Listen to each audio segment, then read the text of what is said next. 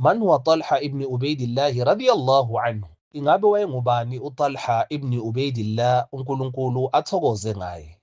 Wayengomunye wabokuqala abayisishiyagalombili ukwamukela i-Islam. Wamenywa ngu-Abu Bakar, uNkulunkulu athokoze ngaye. Wayengomunye kwabayishumi abathembiswa umprofethi iJannah besesemhlabeni.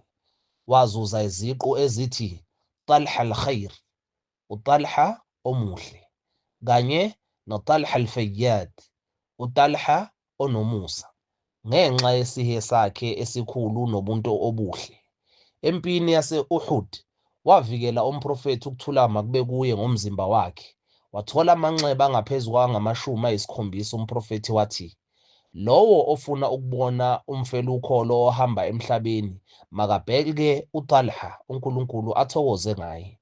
Wayeyisicebi esikhulu sokuhweba, kodwa wayechitha kakhulu ngenxa kaNkulunkulu, exhasa amabutho esiza abampofu ngaphandle kokungabaza. Wabulawa empini yeJamal ngonyaka wama-36 ngemva kwehijra, futhi wangcwatshelwa eBasra.